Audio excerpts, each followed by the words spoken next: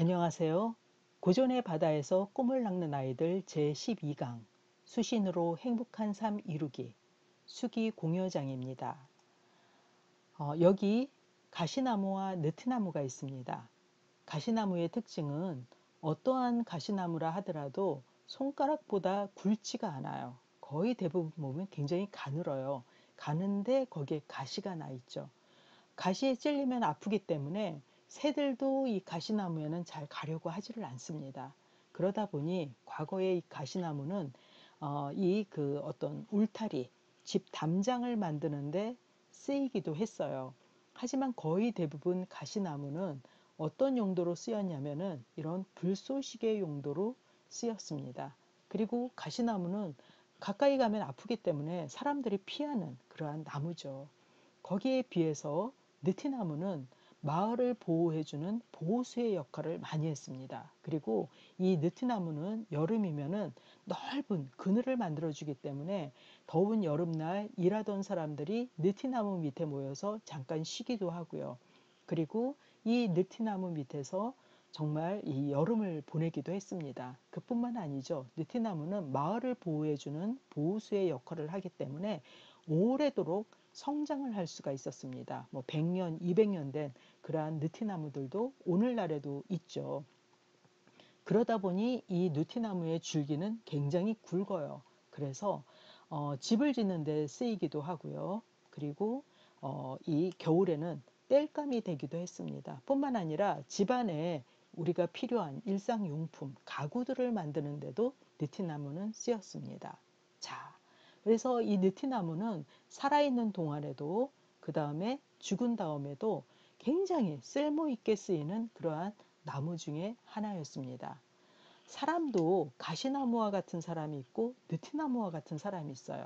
가시나무와 같은 사람은 늘 다른 사람의 어떤 잘잘못을 이렇게 꼭꼭 집어서 이야기를 한다든가 콕콕 쑤시는 그러한 말을 참 많이 하곤 합니다. 그러다 보니까 가시나무와 같은 사람들 곁에는 사람들이 잘 가려고 하지를 않아요. 그런데 느티나무와 같은 사람들도 있습니다. 이러한 사람은 아주 포용력이 커서 다른 사람의 이렇게 다른 사람들을 다 이렇게 포용해주고 그리고 이야기를 들어주고 공감해주고 그리고 응원해주고 이러한 사람이 바로 느티나무와 같은 사람이겠죠. 여러분들은 가시나무와 같은 사람이 되고 싶나요? 혹은 느티나무와 같은 사람이 되고 싶나요? 지금까지 우리는 이 율곡 선생님의 성악 지표를 통해서 그 중에서 이제 수기편만을 가지고 쭉 한번 살펴보았습니다. 그러면서 우리가 내 몸을 닦는다라는 것은 사람다운 사람이 되기 위한 것이고 사람다운 사람이 됨으로써 다른 사람들을 다 포용해주고 함께하고 같이 성장하고 그러면서 모두가 행복한 사회를 만드는데 우리가 이제 나 한 사람 한 사람이 다 닦아야 됨을 그것을 우리가 살펴보았습니다. 그래서 지금 수기편을 쭉 살펴보았는데요. 입지, 뜻을 먼저 세워야 된다. 그래서 내 뜻을 세우고 그 다음에 몸과 마음을 경건하게 하고 그리고 이치를 탐구하고 성실하게 행하고 그런 가운데에서 나의 잘못된 습관이라든가 기질이 있다면 그것은 반드시 교정을 하고 그런 다음에 나의 길을 아주 크게 기르고 마음을 바르게 하고 몸을 점검해서 몸도 바르게 하고 건강하게 하고 그리고 덕을 다른 사람과 더불어서 덕을 어떻죠? 이렇게 베풀고 그리고 보완하고 그렇게 함으로써 덕 있는 사람이 될 뿐만 아니라 덕을 다른 사람들과 나누어서 이 어떤 수기의 효과를 보는 이러한 것까지 쭉 이어서 내려왔습니다. 이렇게 할 때에 수기의 효과를 볼 수가 있다라고 할 수가 있는데 이 마지막 장이 수기 공효장이에요. 수기는 우리가 그동안 많이 살펴보았기 때문에 공자를 살펴보도록 하겠습니다. 공이라는 것은 어떤 일, 공 이것을 가리키고요.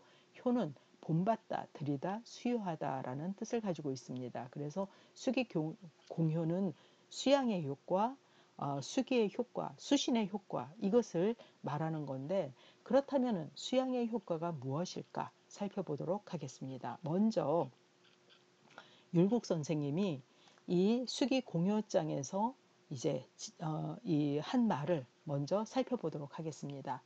신이 생각하건대 지극히 노력하면 반드시 좋은 결과를 얻습니다. 그러므로 노력과 효과를 그 다음에 두어 아는 것과 행함을 겸비하고 겉과 속이 하나가 되어 성인의 경지에 들어갈 수 있는 상태를 모두 논하였습니다. 자, 어떤 사람은 알기만 하는 사람이 있어요. 근데 어떤 사람은 행하기만 하는 사람도 있어요. 근데 행하기만 하면, 내가 아는 것이 없이 뭔가를 행하기만 하면은 잘못 길을 갈 수도 있습니다. 근데 알기만 하고 행하지 않으면 그것은 굉장히 어떤 그 공허해요. 그래서 알면 행해야 됩니다. 이것이 진정한 공부예요. 오늘날 우리 사회는 아는 사람은 굉장히 많아요. 아주 정말 똑똑하고 박식하고 이런 사람은 많습니다. 근데 그것을 행동으로까지 옮기는 사람은 드물어요. 그러다 보니까 우리나라에는 정말 박사도 많고 굉장히 공부를 많이 한 사람은 많은데, 우리 사회를 볼 때 굉장히 어지럽고, 그 다음에 굉장히 좀 수선하고, 그리고 그 행동으로 이어지질 않아서 그것 때문에 서로 이제 갈등도 심하고 이런 것을 많이 볼 수가 있습니다. 근데 진정한 알미란 무엇이냐? 행동으로 나와서 암과 행이 일치하는 그러한 삶이, 이것이 바로 성인이다라고 율곡 선생님은 이야기를 하고 있습니다. 즉 선조 임금이 아는 것으로 끝나는 것이 아니라, 선조는 굉장히 똑똑했다고 하거든요. 근데 그것이 행동으로까지 나오지를 못했습니다. 그래서 그 아는 것을 행할 때에 비로소 정말 성인의 경지에 이르고 백성들도 행복한 그러한 나라를 만들 수 있음을 여기에서 이야기를 하고 있습니다. 자, 정자는 이렇게 얘기합니다. 온 세상 사람들의 뜻은 천차만별이지만 이치는 하나다. 군자는 이치에 밝기 때문에 온 세상 사람들의 뜻에 통달할 수 있다. 성인이 수많은 사람의 마음을 한마음같이 보는 것은 이치에 통달했기 때문이다. 자, 이치에 통달했다라고 하는 것은 사람들이 원하는, 가장 궁극적으로 사람들이 원하는 것이 무엇인지를 안다라는 얘기죠. 근데 사람들의 뜻은 다 달라요. 어떤 사람은 나는 돈이 많으면 행복할 것이다 라고 생각하는 사람도 있고요. 나는 지식이 많으면 행복할 것이다. 이 그 행복할 것이다 라고 하는 그것은 다 다양하지만 결국 많은 사람들이 원하는 것은 동일해요. 그렇기 때문에 성인은 수많은 사람의 마음을 한 마음처럼 보고 그리고 이치에 통달할 수가 있다는 거죠. 오직 군자만이 천하의 사람들의 뜻에 통달할 수가 있어요. 그러면 나머지 사람들은, 군자가 아닌 사람들은 욕심에 가려서 통달할 수가 없습니다. 그 얘기를 주역에서는 군자만이 천하 사람들의 뜻에 통달할 수가 있다라고 얘기를 합니다. 자, 그렇다면은 이렇게 천하 사람들의 뜻에 통달한 사람은 어떻게 할 수가 있느냐? 맹자의 말입니다. 자신에게 돌이켜 보아서 성실하면 이보다 더 큰 즐거움은 없다라고 이야기를 합니다.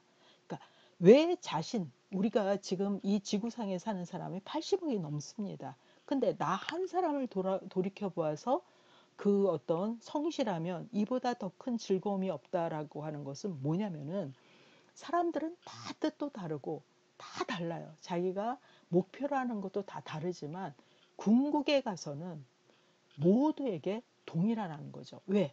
모든 사람에게는 하늘로부터 부여받은 그 성이라고 하는, 이것은 동일하기 때문에.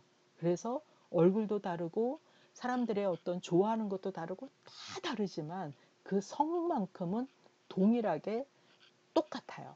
그렇기 때문에 나 한 사람을 돌이켜 보아서 성실하면은 모든 사람들, 다른 사람들의 뜻도 다 알 수 있기 때문에 즐겁다라고 이야기를 하고 있습니다. 자, 여기 공자의 분노가 있네요. 사실 이 내용은 성악지묘에 나오는 내용은 아닙니다. 근데 우리가 한번 살펴보도록 하겠습니다. 제어가 낮잠을 잤다. 공자께서 말씀하셨다. 썩은 나무는 조각할 수 없고 거름흙으로 만든 담장은 손질을 할 수 없다. 제어를 꾸짖어 무엇하겠는가? 다시 말씀하셨다. 예전에는 사람의 말을 듣고 그의 행동을 믿었는데 이제는 사람의 말을 들으면 그의 행동을 살피게 된다. 제어 때문이다. 제어라는 제자는 공자 제자 중에 한 사람입니다. 근데 이 논어를 보면은요, 제어는 맨날 선생님한테 혼나요. 근데 여기에서도 지금 혼나는 장면이 나오는데, 그러면 제어가 똑똑하지 않은 사람이냐? 아닙니다. 제어는 굉장히 뛰어난 그러한 인재였습니다. 근데 왜 공자는 그 낮잠 한 번 잔 걸 가지고 이렇게 화를 내실까? 그것도 굉장히 심한 말을 해요. 아마도 그 낮잠 한 번 때문에 이렇게 화를 낸 건 아닐 것입니다. 재현은 굉장히 학문도 뛰어나고 그 다음에 굉장히 어떤 진취적으로 이 어떤 실천하고자 하는 그러한 사람이었거든요. 그런데 제어가 이렇게 이제 낮잠 잔 것 때문에 공자가 이렇게까지 심한 말씀을 하신 것은 아마도 언행일치가 되지 않았기 때문에 그런 것 같아요. 그래서 공자는 이렇게 얘기해요. 썩은 나무는 조각할 수 없고, 썩은 나무는요, 칼을 대면은 부스스 떨어집니다. 이미 썩었기 때문에. 그리고 거름흙으로 만든 담장은 손질을 할 수 없다. 거름흙이라는 것은 이렇게 이제 동물의 분뇨가 섞인 그러한 흙이에요. 그것으로 담장을 만들면은 끈기가 없습니다. 그러다 보니까 그걸 손질하려면은 무너져 버려요. 그래서 그것은 손질을 못해요. 즉, 이 두 가지 다 뭐냐면은 쓸모가 없다라는 얘기예요. 근데 쓸모가 없는 것을 꾸짖어서 뭐 하겠느냐? 굉장히 심한 말이죠. 그러면서 또 이렇게 얘기를 합니다. 예전에는 사람의 말을 듣고 그의 행동을 믿었다. 즉, 사람들이, 저는 매일 아침마다 열심히 운동을 합니다. 그러면은 공자는, 쟤는 열심히 운동을 하는 사람이구나. 이렇게 믿었다라는 거예요. 그런데 이제는 사람의 말을 들으면 그의 행동을 살피게 된다. 이건 뭐냐면은 그 사람이 저는 아침마다 열심히 운동을 해요. 그러면은 어디 보자. 진짜 오늘도 운동을 하나? 이렇게 보고선 그리고서 믿게 되었다라는 거죠. 이건 누구 때문이다? 제어 때문이다. 즉, 이 뒤에 있는 말을 유추해서 볼 때 제어는 말과 행동이 달랐던 사람이에요. 그렇기 때문에 공자가 이렇게 심하게 화를 낸 것을 볼 수가 있습니다. 즉, 공자는 공부를 하는 사람이라면 반드시 언행일치가 돼야 된다라고 생각을 했습니다. 말과 행동이 다르면 그거는 이중적인 사람이에요. 우리도 지금 이제 정치권에 있는 사람이라든가 이 정치인들이라든가 이런 사람들을 볼 때 제일 분노하는 것은 언행일치가 되지 않는 사람들에게 굉장히 분노를 합니다. 이중성, 그런 사람을 우리는 내로남불을 한다라고 이야기를 하고 있죠. 또 이 언행일치가 되지 않는 그러한 사람은 지행합일도 되지를 않습니다. 지행합일이라는 것은 내가 아는 것을 행동으로 행하는 사람을 얘기합니다. 우리가 많이 배운다라는 것은 지행합의를 해야만 그것이 진짜 많이 배운 사람의 모습입니다. 또 언행일치를 하는 사람이야말로, 그래서 이제 말을 조심해라 라고 공자는 얘기를 하잖아요. 그래서 언행일치가 될 때 그 사람은 우리는 신뢰를 할 수가 있습니다. 근데 지금 공자는 제어를 신뢰하지 못해 라고 얘기를 하고 있잖아요. 바로 이것이 안 되었기 때문에 불신, 너를 나는 믿지를 못하겠어. 그리고 너 때문에 다른 사람들의 행동도 이제는 살펴보게 되었어 라고 이야기를 하고 있죠. 즉, 이것은 지식인의 행동이 아니라는 거죠. 그래서 공자는 이 공부를 했다면은 그것을 행동으로 옮길 때 비로소 지식인이 될 수가 있고 그러한 사람이 성인이 될 수 있다라고 그렇게 이제 보았습니다. 여기 율곡 선생님은 또 이렇게 얘기를 합니다. 신이 살피건대 암과 실천을 비록 앞뒤로 나누었으나 실제로는 동시에 함께 나갑니다. 내가 알아야 실천을 할 수가 있잖아요. 그래서 암과 실천은 바로 자동차의 두 바퀴와 같습니다. 그럴 때 앞으로 나아갈 수가 있거든요.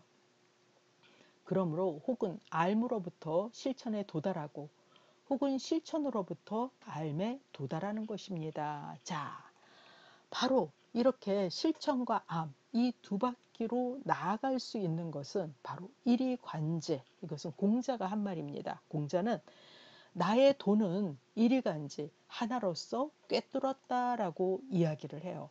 자, 나의 돈은 하나를 가지고 이 하나로서 꿰뚫었다. 그러면 이 하나가 무엇일까? 바로 공자 철학의 핵심인 인입니다. 인으로 모든 것을 공자는 설명을 해요. 인으로 이 세상의 모든 이치, 그리고 사람, 사회, 그리고 공동체, 이 모든 것을 이제 그 설명을 합니다. 그래서 하나로서 모든 것을 꿰뚫었다라고 하는 것은 머리로 꿰뚫은 것이 아니라 인을 실천을 하기 때문에 이것이 가능했던 거죠. 그래서 공자는 인을 자신의 자신의 철학의 핵심 사유로 삼고 있습니다. 자, 선생님은 또 율곡 선생님은 이렇게 얘기를 합니다. 군자의 학문은 성실과 독실한 뿐이다. 임무는 무겁고 길은 머니 앞으로 나가지 않으면 태보뿐이다. 성실하고 독실하지 않으면 어떻게 성공할 수 있겠는가? 공자는 어려운 일은 먼저 하고 얻는 것은 나중에 한다고 하였다. 공부가 지극하면 반드시 효과를 얻을 수 있는데 어찌 미리 그 성공을 기약할 수 있겠는가? 여기 어려운 일은 먼저 하고 얻는 것은 나중에 한다라고 하는 말은 번지라고 하는 제자가 인에 대해서 물었을 때 이렇게 대답을 합니다. 자, 얻는 것은 내가 미리 난 이렇게 하면 얻을 거야 라고 생각한다고 해서 그거 얻을 수 있는 건 아니죠. 내가 해야 될 일을 먼저 해야 됩니다. 그런 다음에 얻는 것은 주어질 수도 있고 주어지지 않을 수도 있어요. 하지만 이 어려운 일을 먼저 하는 것은 내가 해야 될 그러한 어떤 나의 임무입니다. 그럴 때 나중에 얻을 수가 있다라는 거죠. 미리 성공을 기약하고 뭔가를 갖다가 하는 것은 그것은 옳지 않다라고 이렇게 얘기를 합니다. 그러면은 그렇게 하기 위해서 어떤 것을 행해야 될까? 바로 성실할 성자입니다. 성실하고 독실하지 않으면 성공할 수가 없다. 성실하고 독실해도 성공하지 못하는 경우도 있거든요. 하지만 성실과 독실은 그 자신을 배반하지 않습니다. 그렇기 때문에 오로지 성실할 것을 이야기합니다. 이것 한번 나왔었죠. 성실장에서 우리가 한번 보았습니다. 성실한 것은 하늘의 도이고 성실하려고 하는 것은 사람의 도이다. 중용 20장에 있는 말이에요.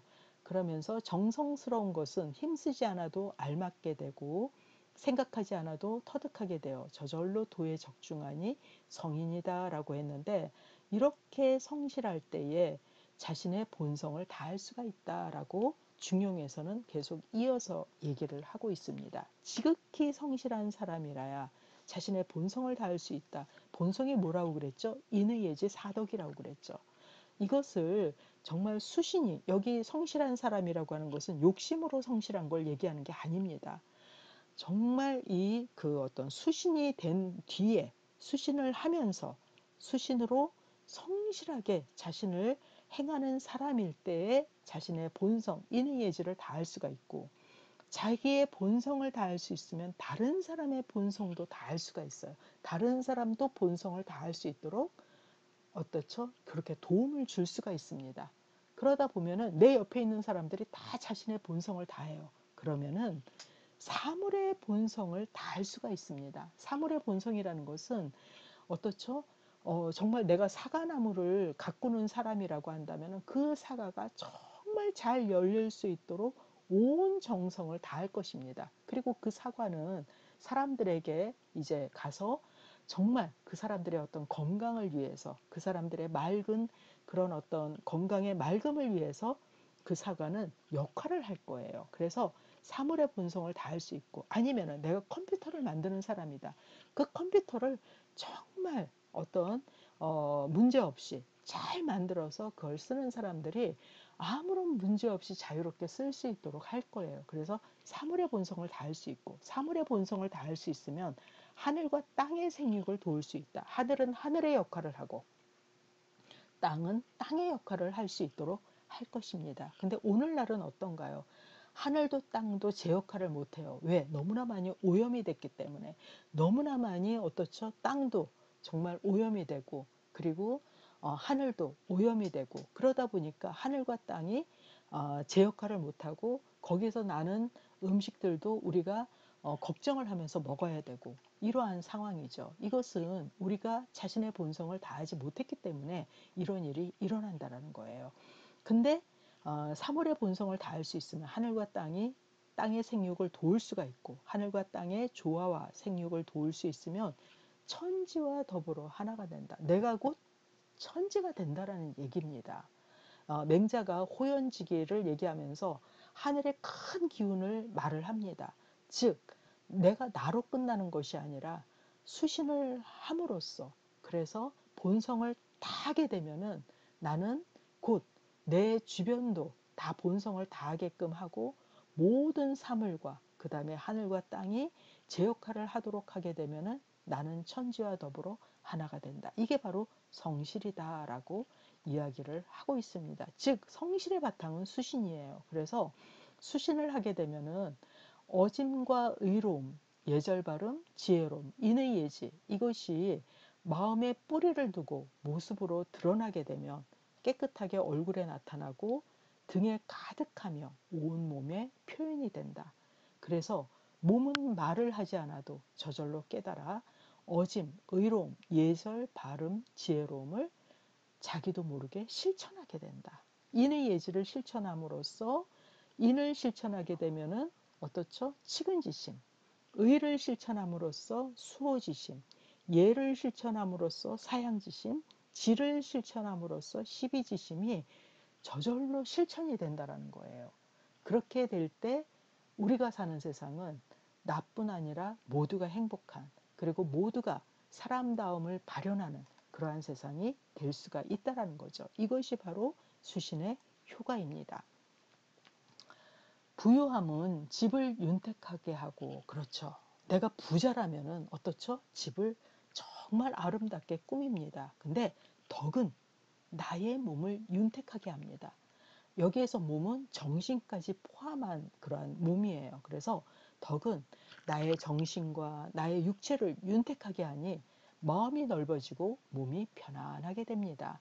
그러므로 군자는 반드시 뜻을 정성스럽게 해야 한다라고 이야기를 하고 있는데 내가 몸이 편안하게 되고 마음이 넓어지고 몸이 편안하게 되면은 내 주변에 있는 사람들도 다 그렇게 돼요.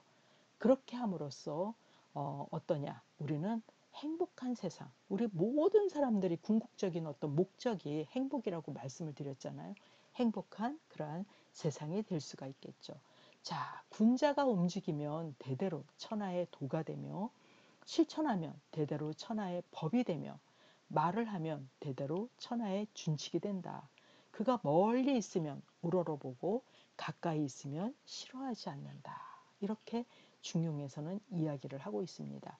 군자는 덕으로 정말 자신을 가꾸는 사람이 바로 군자입니다. 그래서 덕의 사람이라고 할 수가 있는데 덕의 사람은 욕심으로 행동하는 것이 아니라 하늘의 도를 따라서 행동하는 사람이에요. 그렇기 때문에 그 군자가 움직이면 천하의 모든 사람들이 본받는 걸어가야 될 도가 되고 그가 실천하면 법이 되고 말을 하면은 우리가 지켜야 될 준칙이 된다라는 거죠.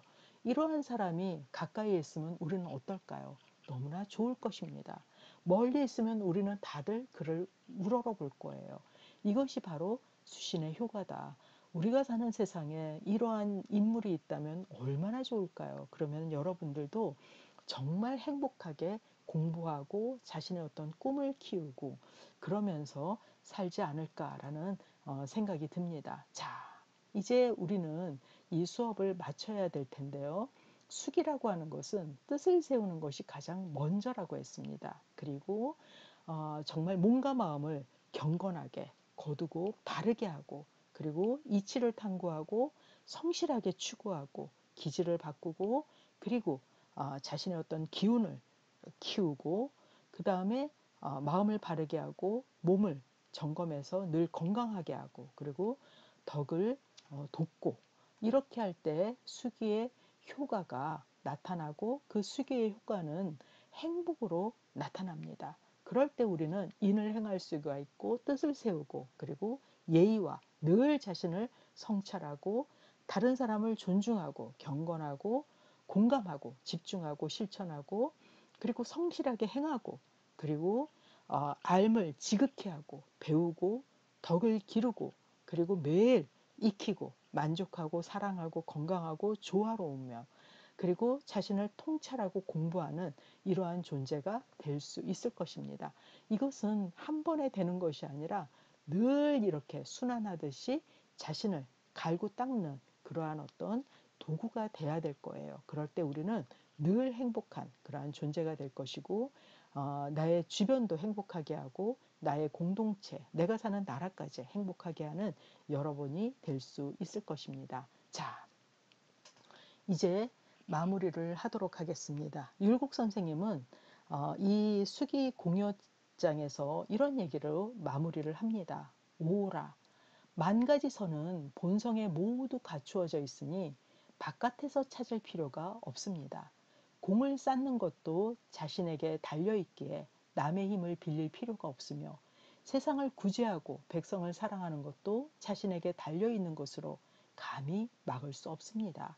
그런데도 학문에 종사하여 환하게 넓은 곳으로 이르려 하지 않고 욕심만 일삼아서 더럽고 낮은 데로 내려가기를 구하니 또한 생각하지 않음이 심합니다. 예, 지금 우리가 행해야 될 것을 이미 내 안에 있는데 그렇지가 않다라는 거죠. 그러면서 바라건대 전하께서는 마음을 돌이켜 찾으시고 지나간 성인들을 사모하십시오.